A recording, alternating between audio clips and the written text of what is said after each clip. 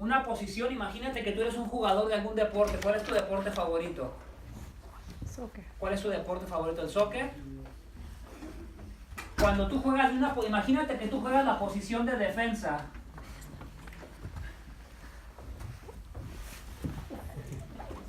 Imaginemos que esa es tu posición. Entonces, la gente que se dedica a jugar profesionalmente algún deporte, solo juega su posición ¿cuándo? Cuando le toca, ¿verdad? Si está en la banca no la va a poder jugar, pero si es de los buenos, ¿dónde lo van a poner?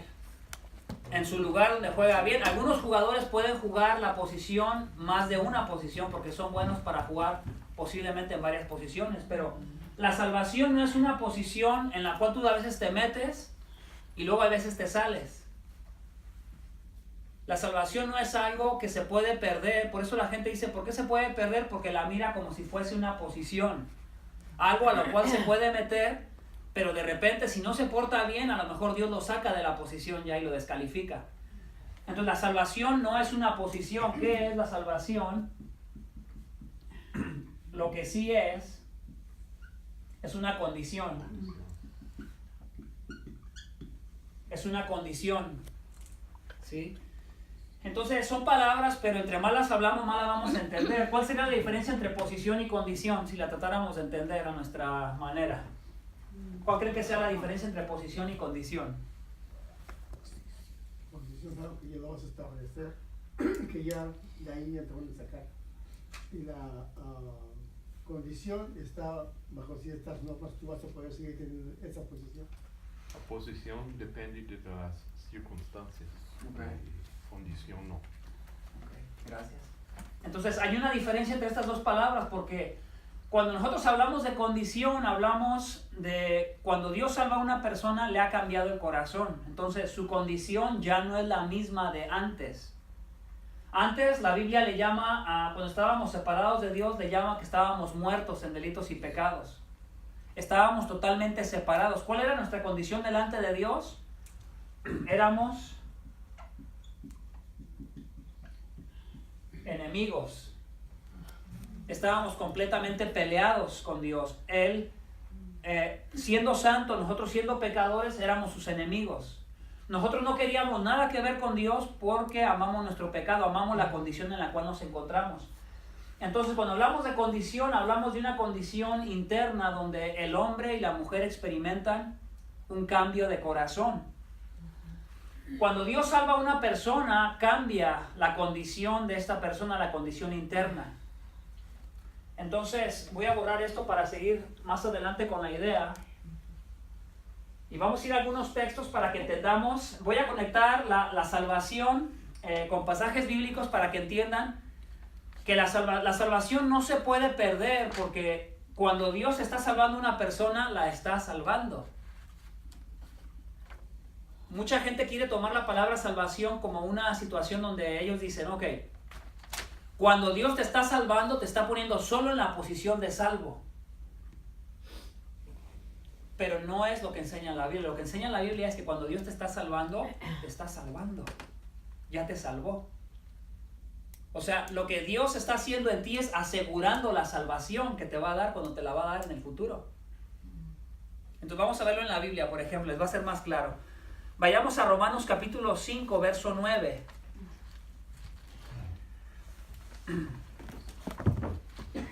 Y si alguien lo tiene, ayúdeme a leerlo de favor. Entonces les voy a hablar acerca de la salvación y que entendamos cuál es la diferencia, cómo viviría yo mi vida si entiendo que es segura y cómo la viviría si entiendo que no es segura. Cómo afecta a mi mente y cómo va a afectar mi comportamiento. ¿Ya estamos ahí? Ok, Romanos capítulo 5 y verso 9. ¿Alguien léalo de favor? Pues mucho más, estando ya justificados en su sangre, por él seremos salvos de la ira. Entonces, aquí en Romanos 5.9, quiero que entiendan algo. Romanos 5.9 está conectando dos palabras. ¿Cuáles son? Dos doctrinas las está conectando el autor ahí. La justificación y Ajá. la salvación. ¿Sí las miran? Uh-huh. ¿Sí o no? Sí. Ok. ¿Todos la miran? ¿Y cuál es la otra que está conectando? ¿Con cuál otra palabra? Salvación. Con salvos, ¿ciertos? Uh-huh. Entonces el autor hace una conexión con las dos palabras, ¿ok? La voy a volver a leer. Pues mucho más, estando ya justificados en su sangre, por él seremos salvos de la ira. Entonces, habla de la justificación como una manera de asegurar que esto va a suceder. Habiendo sido ya justificados, ¿verdad? Por la fe.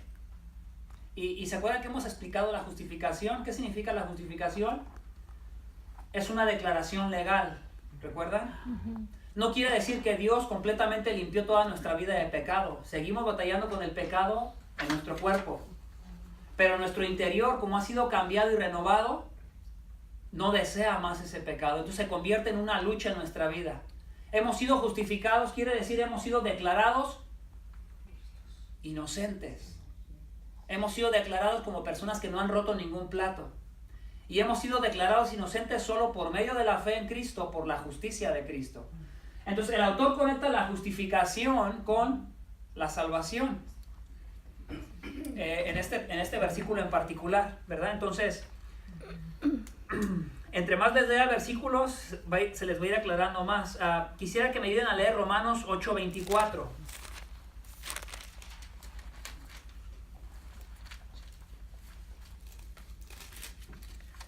Lo voy a leer para ustedes, Romanos 8:24. Porque en esperanza fuimos salvos. Pero la esperanza que se ve no es esperanza, pues lo que alguno ve, ¿a qué esperarlo? Entonces, rápido, viendo una diferencia con Romanos 5:9. Romanos 5:9 dice que como ya fuimos justificados, entonces seremos salvos de la ira de Dios. Ya hemos sido justificados, entonces habla de alguna manera en el futuro seremos salvos. ¿Por qué? Porque hemos sido justificados. Y la justificación asegura mi salvación. ¿Por qué? Porque me justificó, me perdonó mis pecados. No soy más culpable de mis pecados. Pero en Romanos capítulo 8, verso 24, ¿cuál sería la diferencia? Dice, porque en esperanza fuimos salvos. Habla como en una cuestión del pasado, cuando nos salvó ya. Pero cuando Dios nos salvó, también la salvación incluye otras cosas. ¿Qué tipo de cosas incluye la salvación? La fe. A ver, ayúdame, ¿qué más incluye? Según ese verso, ¿qué más incluye la salvación cuando nos salvó? Esperanza. Empieza, esperanza. 3 veces. Entonces, cuando una persona experimenta salvación, ¿qué le sucede también en su interior?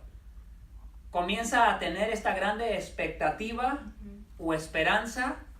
¿De qué? Necesitamos meternos un poco en el texto para entenderlo. Leamos el verso 23 y nos va a ayudar un poquito. Y no solo ella, sino que también... Bueno, ¿sabes qué, hermana? Desde 22, perdón. Porque sabemos que toda la creación gime a una, y a una está con dolores de parto Está hablando de la tierra. hasta ahora. Y no solo ella, sino que también nosotros mismos, que tenemos las primicias del Espíritu, nosotros también gemimos dentro de nosotros mismos, esperando la adopción, la redención de nuestro cuerpo.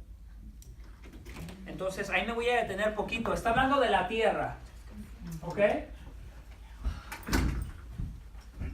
Está hablando de la tierra y dice que la tierra, ¿qué hace la tierra? Gime. Gime. Gime. ¿Por qué gime la tierra? Por causa del pecado.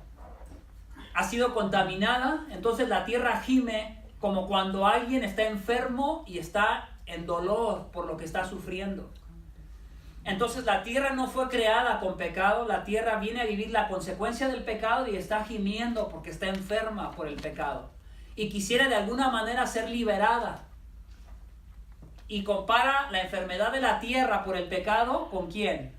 Adán y Eva. Bueno, en relación un poquito, pero ahí particularmente en relación ¿con quién? Con nosotros. Con nosotros. Que de la misma manera como la tierra gime, nosotros también ¿qué? Gemimos. Porque quisiéramos que este cuerpo que todavía peca, quisiéramos que ya no pecara. Porque cada que pecamos nos condolemos y nos duele cuando fallamos. Hay veces nos vemos como dice Pablo en Romanos 7, miserable de mí. ¿Quién me va a liberar de este cuerpo de muerte? ¿No te ha pasado que cuando pecas, a veces sientes esa palabra, cómo decirlo de la mejor manera? sientes como lástima a veces de ti mismo, te quieres condenar a ti mismo porque dices, híjole, todavía soy un pecador y soy malo todavía, por las cosas que a veces hacemos en momentos de presión, en momentos que nuestro carácter es exigido. Entonces, el autor está haciendo esto, dice, cuando nosotros fuimos salvados en esperanza. O sea, cuando Dios nos salvó, juntamente con la salvación nos dio una esperanza. Y esa esperanza tiene que ver con un cuerpo. ¿Sí lo miran ahí? Sí, no quiero inventar cosas que no están ahí. Entonces, cuando Dios salvó, ahora en el primer verso que les enseñé, este autor conecta la justificación con la salvación. ¿Sí? Ahora aquí el autor está conectando la salvación con la glorificación. Con la glorificación. Entonces, cuando una persona es salva, juntamente con la salvación, el Espíritu Santo le da esta esperanza. Que aunque todavía peque y falla, dice, pero un día voy a tener ese cuerpo donde ya no le voy a fallar absolutamente a mi Señor. Un día voy a vivir, si le pudiésemos llamar, en perfecta santidad. Ya no me voy a condoler como la tierra, ¿verdad?, que gime. Ahora voy a poder, ¿verdad?, glorificar a Dios completamente. Voy a ser libre únicamente para glorificar, para santificar a Dios cuando esté con Él, con un cuerpo glorificado. Entonces, ¿por qué hice esto de conectar la justificación con la salvación y ahora la glorificación con la salvación? Porque la salvación no es una posición, ¿verdad? La salvación es una condición. Voy a hacerles otro esquema. Y quiero usar el esquema del autor. Vayan por favor a Romanos capítulo 8, verso 28 hasta el 30.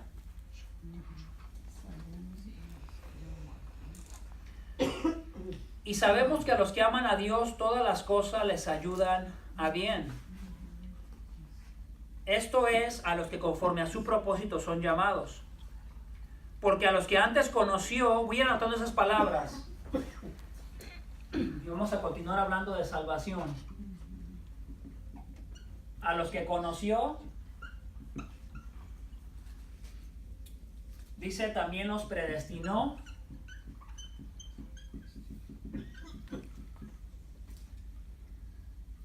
Y luego me voy a brincar al verso 30, y a los que predestinó, que viene después de la predestinación,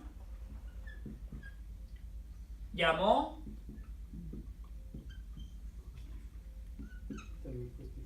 y a los que llamó, ¿qué sigue después de llamar? Justificó. Glorificación. Y después de los que justificó, glorificó. Entonces el autor lo que está haciendo aquí es establecer una especie de orden en la salvación. Yo lo puedo llamar de otra manera como que las partes. Como si hablásemos de las partes de la salvación. Entonces quiero que pongan atención en algo. ¿Es la salvación segura conforme a la Biblia, conforme a la doctrina bíblica? Por supuesto que lo es. Porque es muy enfática la Biblia en cuanto a que la salvación es segura. Dios no te va a dar algo que es inseguro. Dios te asegura, cuando te salva, te está asegurando porque por eso te está salvando. Entonces vean esto. A los que conoció, no la voy a definir todavía porque viene más adelante, pero ahorita nada más quiero hablarles acerca de por qué es segura y cómo la Biblia enseña que es segura. A las mismas personas que conoció, son a las mismas personas que... Y a las mismas que predestinó son a las mismas que ¿qué? Llamó. Y a las mismas que llamó son las mismas que... Justificó. Y a las mismas que justificó son las mismas que... Glorificó. Que glorificó. Entonces, quiero que me entiendan, cuando alguien se encuentra dentro de este orden, cuando alguien ha sido salvado o ha sido justificado, recuerdan que lo miramos al principio de la clase, relacioné justificación con salvación y luego relacioné glorificación con salvación. ¿Sí? Hasta ahí. Entonces, cuando Dios salva a alguien, Dios lo ha justificado. Cuando Dios salvó a alguien es porque lo ha llamado. Cuando Dios salvó a alguien es porque lo predestinó. Cuando Dios salvó a alguien es porque lo conoció. Cuando Dios salvó a alguien es porque lo glorificó. Todas estas partes son partes de la salvación, como si fuese un proceso. Vamos a ver todo esto como un proceso. Hablemos más o menos como de tu vida, de tu cuerpo. Desde el momento que tú eres engendrado en el vientre de tu mamá, Dios utilizó a tu papá y a tu mamá, y desde que tú eres engendrado y estás en el vientre, tú ya eres un ser humano desde que comienzas a existir. No necesitas completamente estar todo desarrollado, formado para decir que eres un ser humano. ¿Desde cuándo se es un ser humano? En la concepción. Desde la concepción. Aunque ahorita allá afuera haya muchas ideas en cuanto a eso, pero desde que fuiste concebido y comienza a existir ahí la primera molécula de sangre, comienzas a existir. Pero como no estás completamente desarrollado, parece que no se mira que seas un ser humano, porque no se mira. Estás en el vientre de una mujer, no... La gente puede pensar que no hay nada ahí, pero posiblemente ya hay algo ahí. Entre más le va creciendo la barriga a la mamá, se va haciendo más que... Más grande, pero más obvio también para quién, para las demás personas. ¿Sí? Entonces la salvación es similar, la salvación es como un proceso. Entonces cuando tú viniste y respondiste al evangelio y creíste, Dios te justificó. Pero en esa justificación, al haberte salvado, no solamente te dio la justificación, también te dio la esperanza de que un día vas a ser glorificado. Entonces, por eso me voy a ir despacio, no llevo prisa. Entonces, ¿por qué la salvación es segura? Porque la Biblia claramente enseña que a los que conoció, a los que predestinó, a los que llamó, a los que justificó y a los que glorificó. A los que conoció, a esos también glorificó. A los que predestinó, también a esos glorificó. A los que Él llamó, también a esos Él glorificó. A los que Él justificó, también Él glorificó. El autor utiliza la glorificación. ¿Por qué la glorificación es muy importante aquí? Porque la glorificación es la seguridad de que vamos a tener un cuerpo, ¿verdad?, nuevo con el Señor. Entonces el autor bíblico está utilizando la glorificación aquí para asegurar que todos los que Dios conoció van a ser glorificados. A todos los que Dios predestinó van a ser glorificados. A los que Dios justificó van a ser glorificados. A los que Dios llamó van a ser glorificados. Y no debe de haber duda en cuanto a eso. No sé si hasta ahí tienen alguna duda. Romanos capítulo 8. Si tuviésemos que hablar de cuál es el énfasis de Romanos capítulo 8, es seguridad en la salvación. Ese es el énfasis de Romanos 8. ¿Por qué un autor bíblico gastaría, inspirado por el Espíritu Santo, en desarrollar todo este capítulo que tiene que ver con seguridad de la salvación, para que después la gente crea que la salvación no es segura? Entonces ya les he explicado algunas razones por qué a veces la gente dice que la salvación se puede perder, porque de repente a nuestro ego humano nos es más placentero que se nos diga que se nos ha dado algo, pero ahora depende de nosotros el progreso de lo que tenemos. Humanamente nos es placentero el saber que por las obras que yo estoy haciendo puedo asegurarlo, más que decir que Dios ya lo aseguró. ¿Se acuerdan que les he hablado mucho acerca de lo que es la justificación por las obras? Lo hemos visto por muchas veces. Entonces, ¿quién tiene el problema con la justificación con las obras? ¿Solo ciertas personas? No, ¿Quiénes tienen ese problema con la justificación por las obras? todos. Todos los seres humanos. Aunque hemos sido salvados, todavía batallamos con ese dilema de la justificación por las obras, ¿sí o no? Todavía nos gusta que la gente nos dé crédito, que la gente nos aplauda. Nos es más placentero que la gente nos aplauda a que nos digan, ¿sabes qué, hermano? Yo miro que en esta área fallas. ¿Cómo nos sentimos cuando alguien nos confronta en alguna pequeña área de nuestra vida? Incomodidad. Sentimos como un ligero martillazo. Pero cuando alguien nos aplaude, ¿cómo nos sentimos? Oh, sí, ese soy yo, ¿no? Si no te equivocaste al hacer ese comentario. Entonces, ¿por qué es fácil abrazar la idea de que se pierde? Porque aunque no lo digamos, en nuestra humanidad nos gusta ganarnos las cosas. Nos gusta esta idea de que nosotros estamos en este camino donde ahora depende de nosotros. ¿Por qué? Porque nuestro orgullo humano se alimenta de eso. Entonces voy a entrar en algunas ideas. Entonces, hasta aquí alguna pregunta de por qué es segura. ¿Es segura por qué? Porque a los que Él justificó, si habláramos de la salvación desde el principio cuando creyó, también los glorificó. El autor está hablando de un término que aunque todavía ninguno de los que están en ese momento vivos ahí ha visto la glorificación, ¿cierto? Porque todavía no han muerto ni resucitado para que tengan el cuerpo glorificado. Ni nosotros tampoco aquí, ninguno de ustedes ha sido glorificado. ¿Cierto? Cierto. Cierto, nadie de nosotros. Pero el autor está garantizando que si he sido justificado, ya fui también glorificado. Está utilizando el pasado para afirmar que ya fuiste glorificado, aunque todavía no llegas ahí. ¿Sí entiendes? ¿Por qué es segura? Porque la salvación, ya habiendo explicado esto, voy a borrar.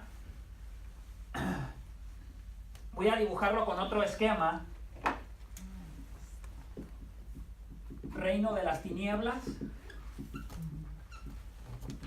reino de los cielos.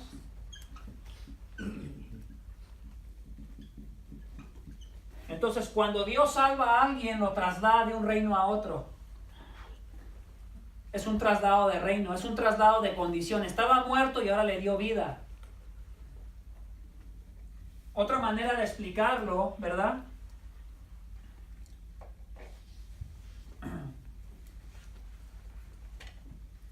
El cielo, la tierra,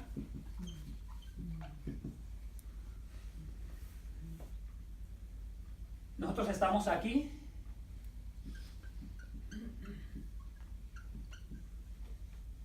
Entonces, cuando Dios te salva,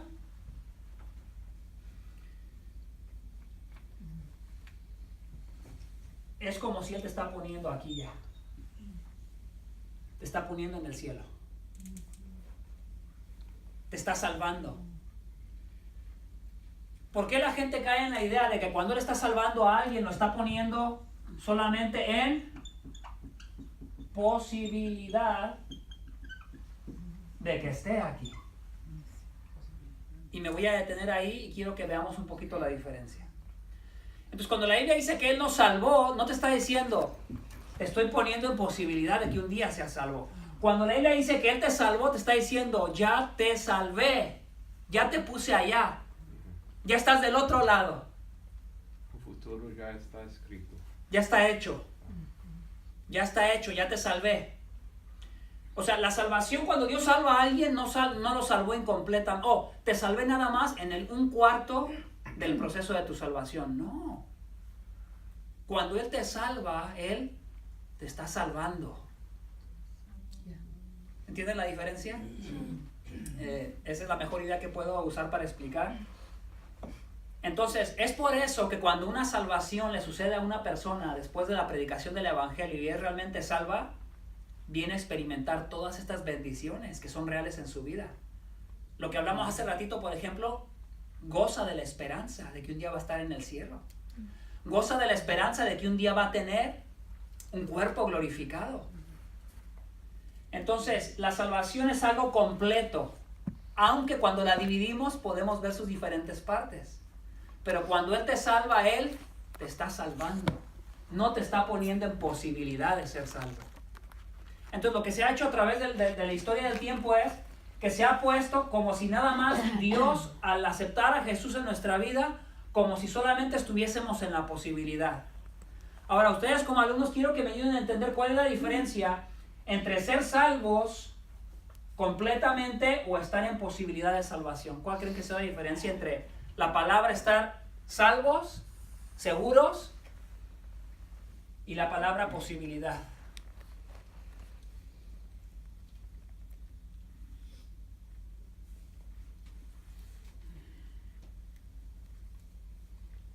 Bueno, sería que no estamos seguros, ¿verdad? Si hablamos de posibilidad, no estamos todavía seguros. Un ejemplo, mi padre me promete, mi padre físico, que me diga, te voy a dar mi carro si me pintas mi casa. Estoy solamente en posibilidad de recibir el carro. ¿Sí? No es seguro que me lo vaya a dar. ¿Por qué? Porque hay una condición de por medio. ¿Sí? Pintar. Entonces, cuando Dios salva a alguien, no lo está poniendo condición, no lo está poniendo en una posibilidad de que lo va a condicionar.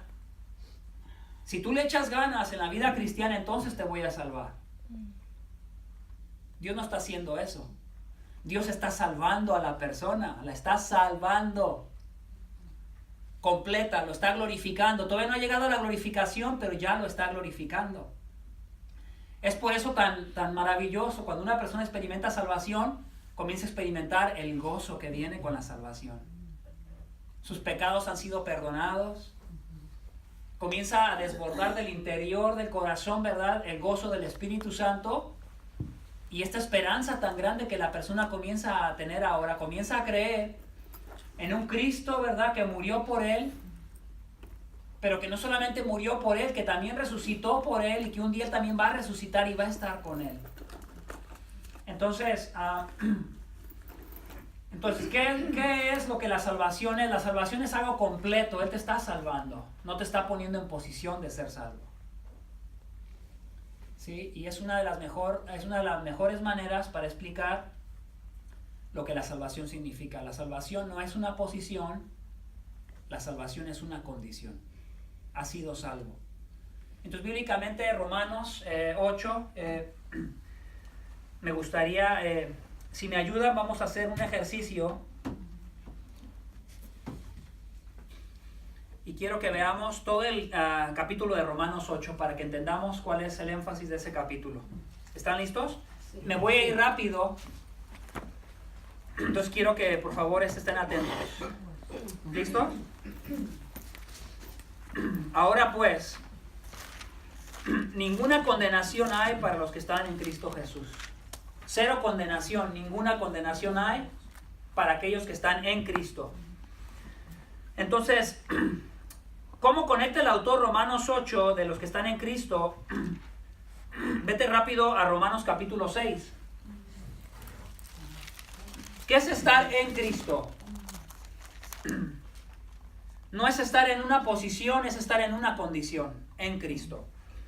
¿Qué pues diremos? ¿Perseveraremos en el pecado para que la gracia abunde? En ninguna manera. Porque los que hemos muerto al pecado, ¿cómo viviremos aún en él? Los que están en Cristo están ligados con Cristo. Están pegados a Cristo. Otra manera de entenderlo es que Cristo está dentro de nosotros y nosotros estamos dentro de Cristo. Estamos en Él. Estamos escondidos en Él. O estamos metidos en Él. Buenos días. Entonces, ¿o no sabéis que todos los que hemos sido bautizados en Cristo hemos sido bautizados en su muerte? Entonces, el argumento de Romanos capítulo 6 es, ¿qué pasa cuando, por qué la gente dice no? Cuando tú dices que la salvación es salvo, siempre salvo, eso no es bíblico. El argumento rápido para contestar eso es Romanos 6. Romanos 6 está enseñando que no puede haber un cristiano que diga, yo fui salvo y vivir todavía amando el pecado. Es lo que Romanos 6 está diciendo. No puede existir un cristiano que diga, he sido salvado con esta salvación tan grandiosa que me está poniendo ya en el cielo y vivir todavía una manera donde mi corazón ama el pecado. Por eso Pablo está diciendo, ¿qué diremos? Le está contestando a los contendientes o a los adversarios que están diciendo, ¿verdad? Dios me salvó, pero viven como quieren. Y Pablo dice, eso no es posible. No se puede vivir una vida diciendo que Dios te salvó y viviendo de una manera como si vivieras como un pecador que no tiene a Cristo, que no tiene el temor de Dios, que no experimenta el Espíritu Santo viviendo dentro de él. Entonces, cuando se brinca a Romanos capítulo 8, hace la conexión. Ahora pues, ninguna condenación hay para los que están en Cristo Jesús. Los que verdaderamente han sido justificados, Romanos capítulo 5, los que verdaderamente, ¿verdad?, están en Cristo, metidos en Cristo, ya no perseveran en el pecado, ya no aman el pecado, sí pecan, pero ya no perseveran en el pecado, ya no abrazan su pecado. Cuando pecan, experimentan el dolor por su pecado, ¿y qué es lo que hacen? Corren a Cristo otra vez, corren a Dios. Pero aquel que todavía persevera en el pecado, cuando peca, corre a su pecado y se goza en él y lo abraza. No llora por su pecado, no experimenta dolor por su pecado. Entonces el autor en Romanos 8 está diciendo, ninguna condenación hay para los que están en Cristo Jesús. No hay. Entonces el énfasis de Romanos capítulo 8 es seguridad en la salvación. La salvación es segura, no hay tal cosa como salvación a medias. No hay tal cosa como que Dios te pone, oh, Dios, estoy aquí ahorita, pero Dios me brincó acá a la posición de ser salvo y de repente no le estoy echando muchas ganas, mi vida espiritual no me voy y de repente me vuelve a brincar para acá, a la posición de no salvo. No hay tal cosa en la Biblia. ¿Pero por qué es agradable eso? Porque ya les expliqué por qué. Porque a nuestro orgullo humano le satisface esa idea. Nos agrada esa idea de que nos estamos nosotros ganando las cosas. ¿Cuántas veces nos gusta decir para lo que somos buenos? ¿Y cuántas veces nos gusta decir para lo que somos malos? O en lo que fallamos. Casi no, ¿verdad? Porque la ley del Espíritu de vida en Cristo Jesús me ha librado de la ley del pecado y de la muerte. Porque lo que era imposible para la ley, por cuanto era débil por la carne, Dios, escucha esto, enviando a su Hijo en semejanza de carne de pecado y a causa del pecado, condenó al pecado en la carne. Dios castigó completamente toda su ira sobre lo que el pecador que está siendo perdonado merece. Condenó al pecado en la carne. ¿En la carne de quién? De Cristo. En la carne de él, en su cuerpo, cuando está siendo él, ¿verdad?, crucificado. Y él está el Padre está condenando todo tu pecado en Cristo. Es por eso que tú eres libre ahora. Porque el Padre está castigando en Cristo. Entonces, para que la justicia de la ley se cumpliera en nosotros, que no andamos conforme a la carne, sino conforme al Espíritu. ¿Qué es andar conforme al Espíritu? Es estar en Cristo. Es haber nacido de nuevo, es haber experimentado la gracia salvadora que ahora te ha ligado al Espíritu de Dios. Y si estás ligado al Espíritu de Dios, estás ligado también a Cristo. Estás unido. Entonces los que están en Cristo, bíblicamente en el capítulo 8, no son personas que se están esforzando espiritualmente, que es lo que se hace con el texto. Lo que Romanos 8 está enseñando es que los que están en Cristo, los que tienen al Espíritu de Dios dentro de ellos, esas son personas que andan conforme al Espíritu de Dios y no andan conforme a la carne. Porque una persona que ha sido salvada, que dice, oh, yo he sido salvo, es incongruente que todavía viva una vida amando el pecado. ¿Sí se dan cuenta de eso? Es contradictorio. Entonces, cuando tú vives una vida en el Espíritu, no es que tú estás motivando al Espíritu de Dios para que haga cosas en ti. Es al revés. Es el Espíritu de Dios el que está motivando tu vida para que hagas cosas para Él. ¿Ven la diferencia? Sí. No eres tú el que pone la motivación, es Él el que pone la motivación.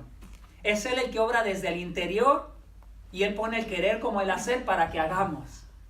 Para que al rato no nos queramos parar el cuello cuando hagamos una obra para el Evangelio y digamos, es que, sí, yo lo hice. Dios te va a decir, tranquilo, yo lo hice. Yo lo puse en ti para que lo hicieras. Bueno, entonces, porque los que son de la carne piensan en las cosas de la carne. Ahí viene el contraste con quiénes son los que son de la carne. Pero los que son del Espíritu, en las cosas del Espíritu. La gente que siempre se la pasa pensando en lo carnal, que ama lo carnal, que entrega su vida a lo carnal, están dando evidencia de que el Espíritu de Dios no está ahí. Porque el ocuparse de la carne es muerte. pero el ocuparse del Espíritu es vida. El texto no está diciendo, el que yo me siga ocupando en las cosas de la carne me va a llevar muerte, aunque puede haber cierta verdad. Lo que está enseñando el texto es que una persona que está muerta en delitos y pecados, le encantan las cosas de la carne. Ama las cosas de la carne, abraza las cosas de la carne. Les dice, viene y dice, bienvenido. O sea, él se hace completamente partícipe de eso porque es como decimos en México, es su mero mole. ¿Han escuchado esa palabra? Es una manera de decir, es que es lo que le encanta, es lo que disfruta. El pecador peca no sufriendo. El pecador ama su pecado. El pecador se goza en su pecado. Y no debería de ser la condición del que ha nacido de nuevo. Verso 7, por cuanto los designios de la carne son enemistad contra Dios, porque no se sujetan a la ley de Dios. Note eso, no se sujetan ni tampoco pueden. Por tanto, cuando hablamos de alguien que anda conforme a la carne, estamos hablando de un incrédulo. Está en imposibilidad de amar, de querer las cosas de Dios.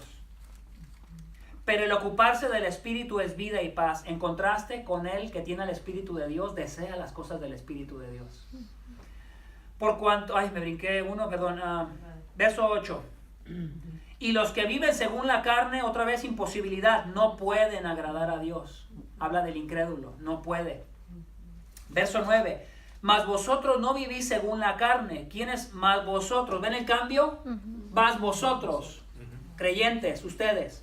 Más vosotros no vivís según la carne, sino según el Espíritu.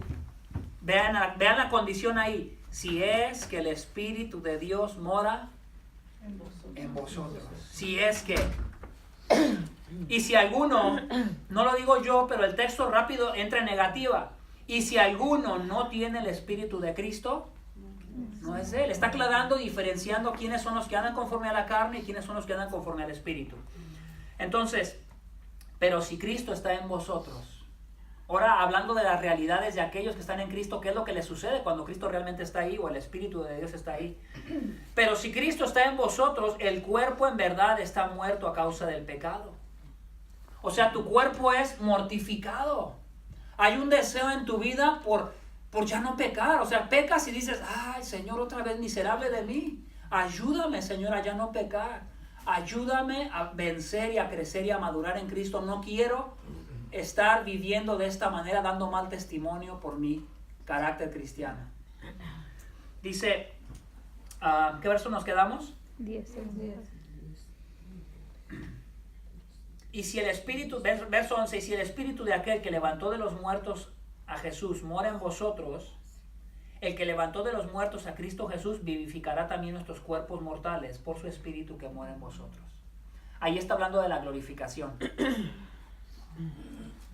Que así como Cristo, por medio del Espíritu de Dios, vive dentro de ti y te ha dado vida espiritual, así también un día le dará vida completamente a tu cuerpo, transformando tu cuerpo físico para que ya no peque, para que se goce completamente en la presencia de Dios. Entonces, ahí aparece la esperanza de la glorificación en medio del capítulo 8, hablando acerca de la seguridad de la salvación. Y vean eso, vamos a seguir el argumento del autor. Entonces,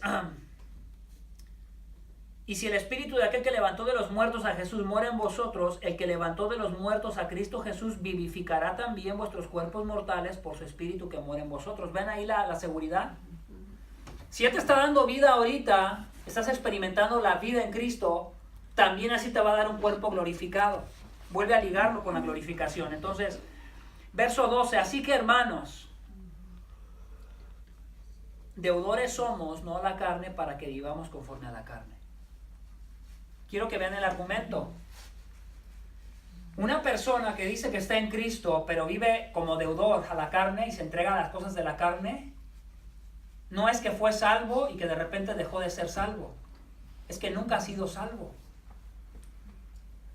Porque si hubiese sido salvo, su deseo y su anhelo no serían las cosas de la carne. Pero como una persona que ha sido salvado comienza a experimentar la esperanza de la gloria que viene, ¿verdad? Después, que es la glorificación. Y comienza a experimentar, ¿verdad? Esa esperanza continuamente en su vida. Y por eso el autor les da una promesa de que van a estar ahí. Ahora vean esto. Verso 13, porque si vivís conforme a la carne, moriréis. Mas si por el Espíritu hacéis morir las obras de la carne, viviréis. Porque todos los que son guiados por el Espíritu de Dios, estos son hijos de Dios. Pues no habéis recibido el espíritu de esclavitud para estar otra vez en temor, sino que habéis recibido el espíritu de adopción, por el cual clamamos, Abba, Padre. Y el autor se está manteniendo en la idea de que el Espíritu Santo de Dios vive dentro del creyente. El Espíritu de Dios está ahí. Que los que no lo tienen no son de Él. Los que sí lo tienen sí son de Él. Pero aquellos que tienen el Espíritu de Dios experimentan esa esperanza. Continuamente están esperando, Señor, ¿verdad? ¿Cuándo vendrá, Señor? ¿Cuándo recibiré ese cuerpo glorificado?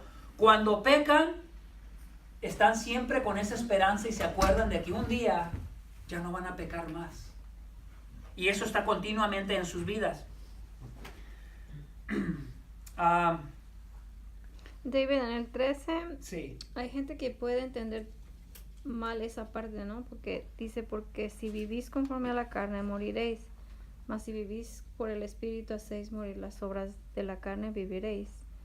Está hablando está afirmando algo, ¿verdad? No está diciendo que una persona que practica el pecado y después sí, pero si practica las cosas de Dios, entonces puede ser salva o no salva. Sí, Está haciendo una afirmación. la cosa es que tienes que ir hasta, por ejemplo, ve al verso 12, lo voy a leer rápido, dice, así que, hermanos, deudores somos, no a la carne, para que vivamos conforme a la carne.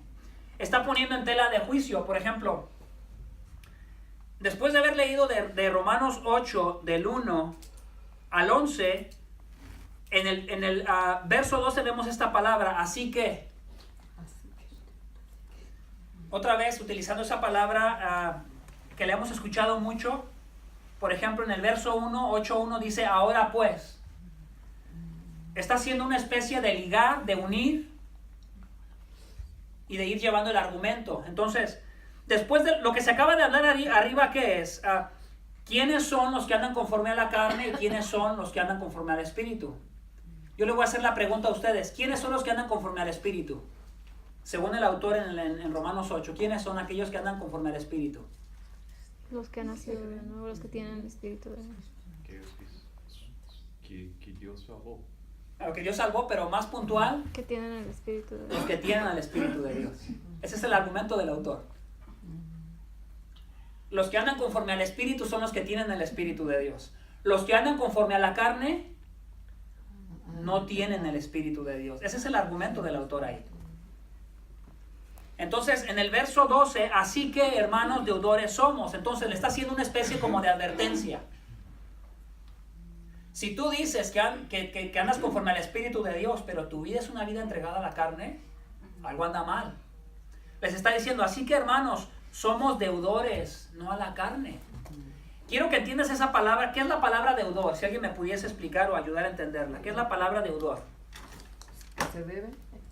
¿Que debe? Ajá. ¿Cómo más la pudiésemos definir? Deudores somos. ¿Cómo se comporta una persona que debe? Se esconde.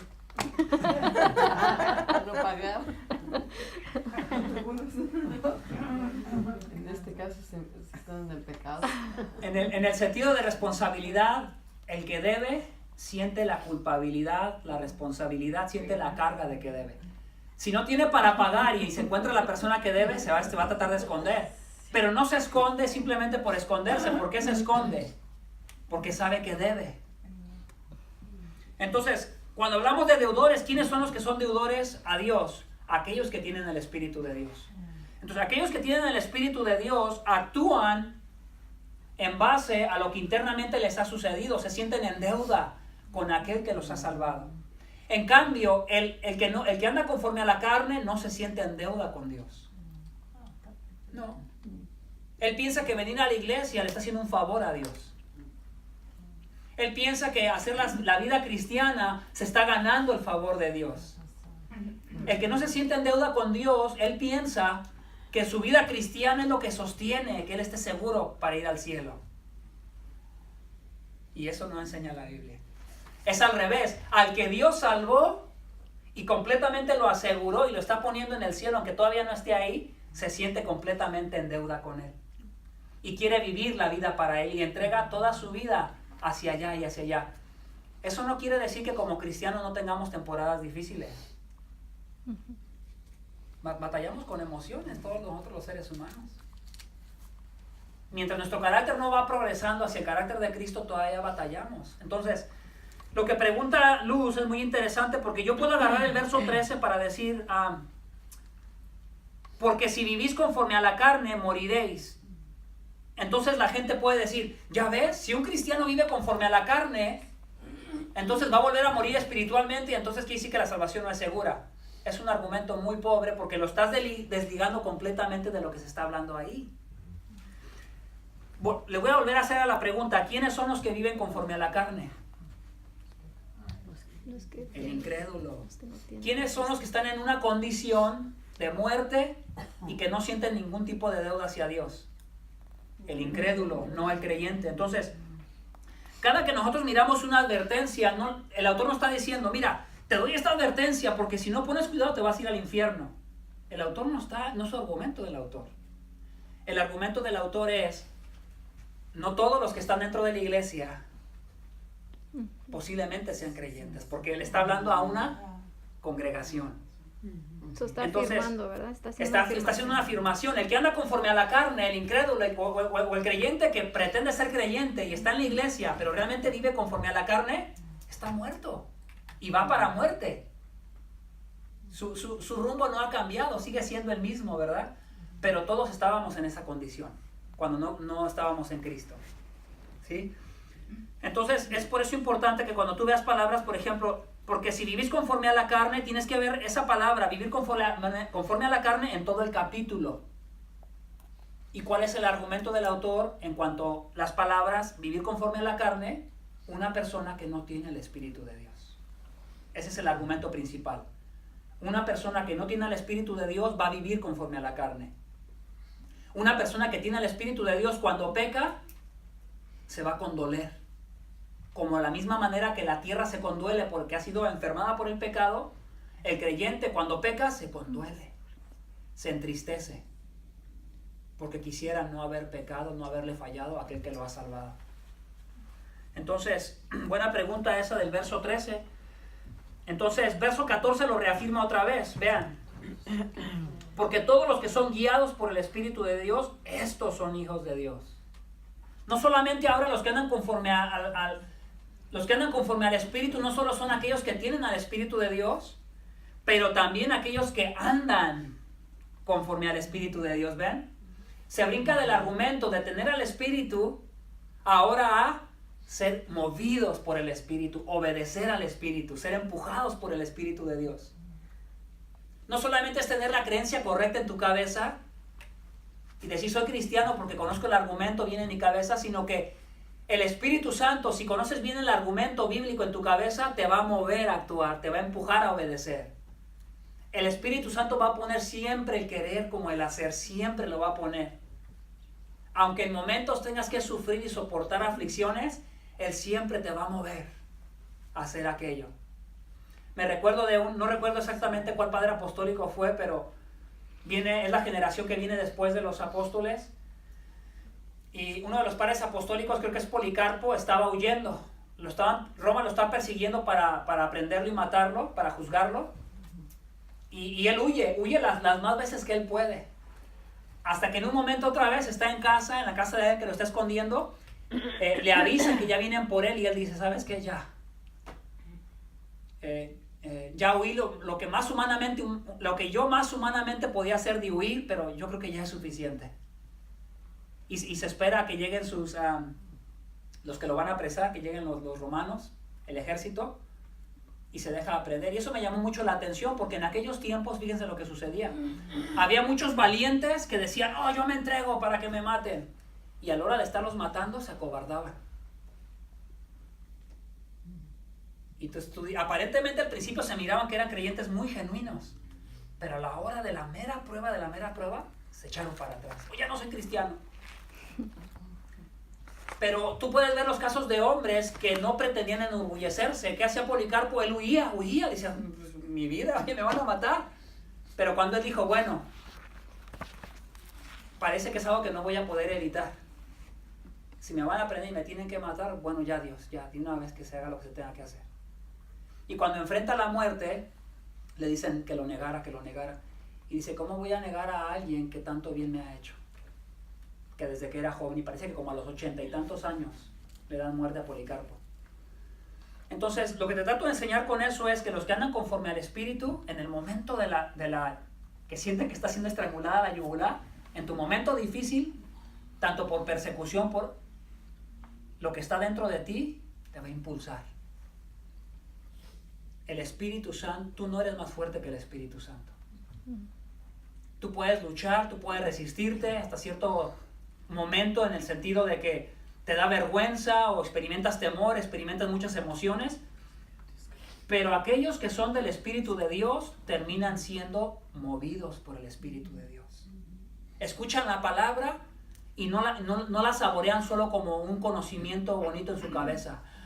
La comienzan a disfrutar como algo que quieren obedecer, anhelan obedecer, quieren agradar a Dios, quieren exaltar a Dios en su manera, cómo obedecen, cómo se comportan.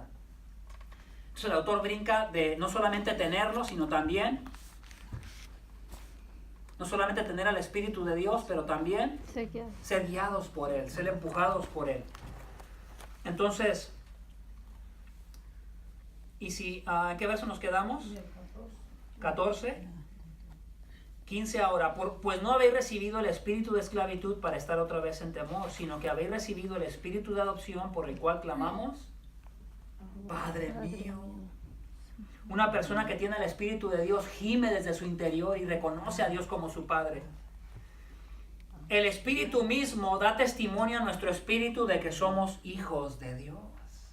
Vean la obra del Espíritu en un creyente, le da testimonio. Y no es un testimonio así, ¿verdad? Como, hey, yo estoy dentro de ti. No va a venir y te va a decir en el oído, una voz audible en tu oído, hey, yo vivo dentro de ti, te estoy dando testimonio de que yo estoy dentro de ti. Vean lo que el autor va a hacer cuando dice cómo da testimonio el Espíritu. Vean todo el argumento que va a hacer. Verso 17. Y si hijos, también herederos, herederos de Dios y coherederos con Cristo. Si es que padecemos juntamente con Él, para que juntamente con Él seamos glorificados. Habla de herencia, que aquellos que están en Cristo, que aquellos que viven conforme al Espíritu, que aquellos que no solamente tienen al Espíritu, pero que son guiados por el Espíritu, tienen una herencia segura con Dios y coherederos con Cristo, como si fuéramos hermanos con Cristo. Y luego viene una afirmación, si es que padecemos juntamente con Él. Otra vez ese texto se puede agarrar para decir, si tú realmente sufres por causa de Cristo, entonces ahí vas a demostrar que realmente eres digno de que Dios te salve. Y no es la enseñanza del texto. Es una afirmación corroborando lo que se ha hablado atrás. Que aquellos que tienen al Espíritu de Cristo y andan conforme al Espíritu y son guiados por Él, van a sufrir. Y cuando venga el sufrimiento, lo van a soportar. ¿Por qué? Porque tienen a Cristo, porque son guiados por el Espíritu de Dios. Entonces, vayamos a que sigue. Pues tengo por cierto, vean, tengo por seguro, por cierto, dice Pablo, que las aflicciones del tiempo presente no son comparables con la gloria venidera que en nosotros ha de manifestarse. Tanta es la gloria y la esperanza que tenemos en lo que vamos a recibir, que no importa qué tan grande sea la aflicción que vamos a vivir. Porque el anhelo ardiente, vean, comienza a comparar ahora. El argumento empezó desde el verso 16, donde el Espíritu da testimonio a nuestro espíritu, y ahí se comienza a venir hacia abajo. Porque tengo por cierto, verso 19, porque el anhelo ardiente de la creación es el aguardar la manifestación de los hijos de Dios. Porque la creación fue sujetada a vanidad, no por su propia voluntad, sino por causa del que la sujetó en esperanza. Por causa de Adán y de Eva, cuando pecan, sujetaron a la tierra en la condición en la que se encuentra ahora, por causa del pecado. Entonces, ¿qué tiene que ver que el Espíritu de Dios da testimonio a nuestro espíritu con comenzar a hablar de la tierra y las consecuencias que han venido a la tierra por causa de los que desobedecieron para que esté la tierra en la condición en la que está? Vean.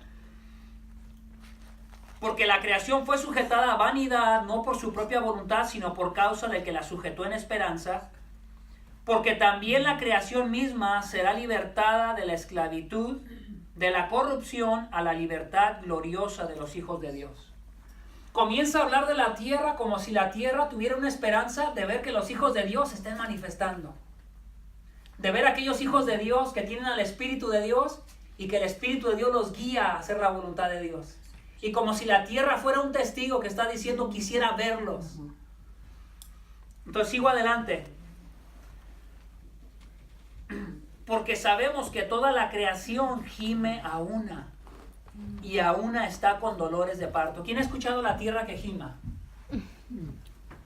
No va a gemir en palabras como nosotros. ¡Hey! Me están dañando. Pero ve todo lo que le sucede a la tierra. Ve lo que, como cuando todo lo que sucede en la tierra es por causa del pecado, por la maldición que está sobre la tierra. Cuando escuchas catástrofes, cuando escuchas tsunamis, ve lo que sucede. Y que aún Dios está en control de todo ese tipo de cosas. No son como que se le salió fuera del control de Dios. Aún Dios en todas esas cosas cumple su propósito. Pero vean esto, la tierra no puede hablar, pero más sin embargo el autor dice que la tierra está gimiendo por causa de las consecuencias del pecado y está en dolores como si estuviera en dolores de parto hasta ahora. Y no solo ella, sino que también nosotros, vean la comparación, la tierra que gime por causa del pecado y la trae hacia nosotros, sino que también nosotros mismos que tenemos las primicias del Espíritu, nosotros también gemimos dentro de nosotros mismos. ¿Por qué el creyente debería de gemir según lo que dice el texto? Comparándolo con lo que le pasa a la tierra. Cuando nos arrepentamos de los que pecamos. Hay un arrepentimiento, pero eso es algo externo que se mira. Pero si habláramos de lo interno, ¿cuál es la razón de que nosotros gimamos como creyentes? Porque ya no deseamos estar en este cuerpo, quisiéramos estar con un cuerpo glorioso. Porque cuando pecamos, experimentamos arrepentimiento, dolor por el pecado que estamos cometiendo. Dice después de la coma, esperando la adopción, la redención de nuestro cuerpo. Así como la tierra gime, así nosotros también desde nuestro interior, por el Espíritu de Dios que está en nosotros, gemimos. Señor, ya dame ese cuerpo nuevo, ya no quiero fallarte. Ya no quiero ser tan maldiciente, ya no quiero ser tan desobediente, ya no quiero ser tan iracundo, ya no quiero ser como soy, ayúdame. Transfórmame, ¿verdad? Ayúdame, socórreme. Y la esperanza que pone aquí es esperando la adopción, la redención de nuestro cuerpo. Todo creyente que anda conforme al Espíritu de Dios es aquel que tiene el Espíritu de Dios. No solamente lo tiene, pero es movido por el Espíritu de Dios.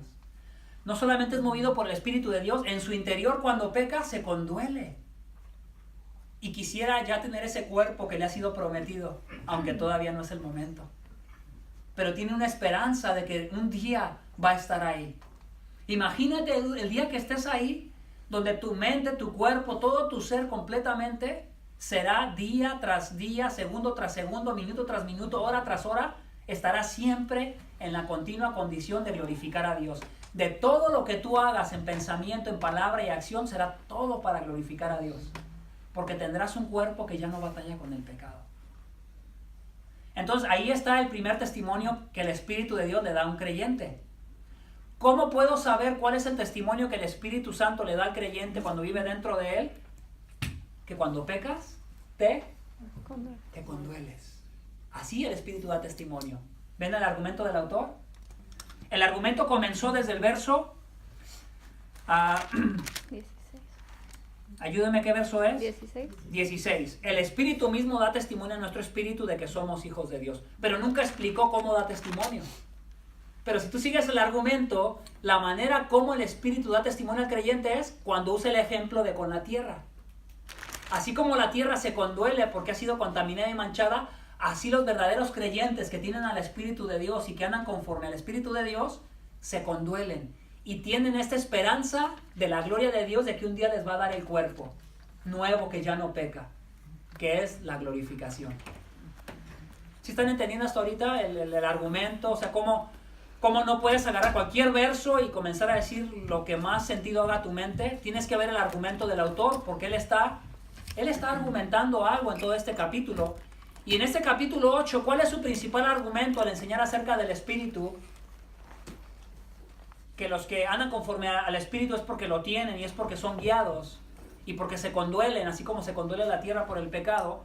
Vamos a ir concluyendo para que vean a dónde nos está llevando el autor en este capítulo. Y de igual manera, el Espíritu nos ayuda en nuestra debilidad, pues, ¿qué hemos de pedir como conviene? No lo sabemos, pero el Espíritu mismo intercede por nosotros con gemidos indecibles. Más testimonio del Espíritu en nuestra vida. El Espíritu no solamente, ¿verdad?, gime desde nuestro interior cuando pecamos, pero también nos ayuda a saber cómo pedir cuando no sabemos cómo pedir y cuando nos dirigimos a Dios. Y particularmente en momentos de aflicción, porque es un poquito el contexto, ¿verdad? El contexto es porque el autor está hablando acerca si sufrimos juntamente también con Él. Y en ese sufrimiento que experimentamos, aunque vamos a vivir momentos difíciles, Él comienza a decir, ¿verdad?, que el Espíritu nos va a ayudar en nuestra debilidad. No estamos solos. Vamos a recibir conforte del Espíritu de Dios. Vamos a sentir deseos de orar. El deseo de orar va a estar ahí. Es otra manera de entender si realmente tienes el Espíritu de Dios. ¿Hay deseo de orar en tu vida? ¿Hay deseo de clamar, de pedirle al Padre?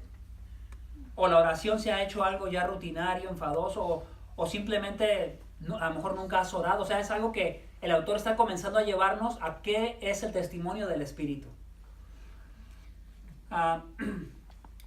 Verso 27, mas el que escudriña los corazones sabe cuál es la intención del Espíritu, pues conforme a la voluntad de Dios intercede por los santos.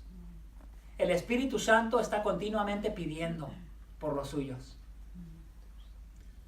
Ustedes pueden ver este ejemplo en Juan 17, claramente en Juan 17.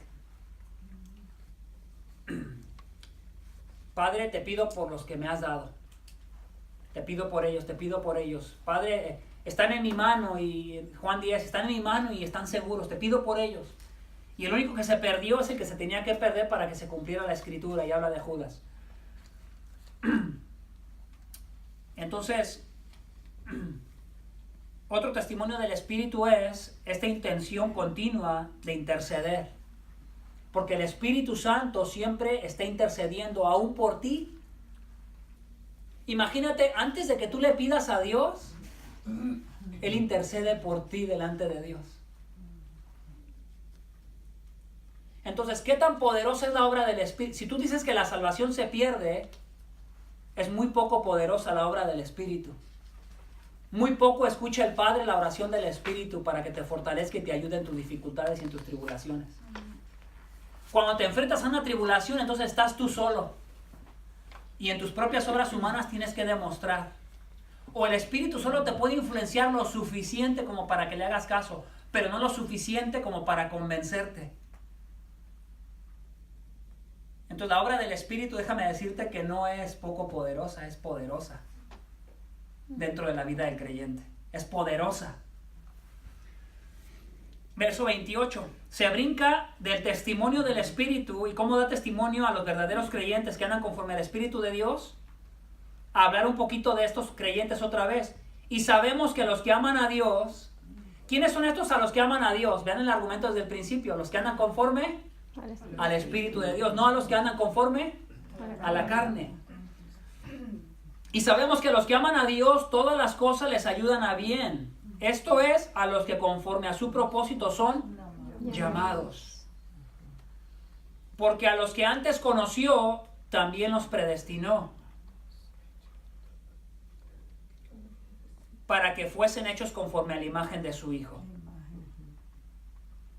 para que Él sea el primogénito entre muchos hermanos. Y a los que predestinó, a estos también llamó. Y a los que llamó, a estos también justificó. Y a los que justificó, a estos también glorificó. El argumento del autor es seguridad en la salvación. Seguridad. A los que andan conforme al Espíritu hay seguridad para ellos. Verso 1. Ahora pues, ninguna condenación hay para los que están en Cristo Jesús. Doctrinalmente, no solamente como advertencia, doctrinalmente el autor está enseñando la salvación es segura.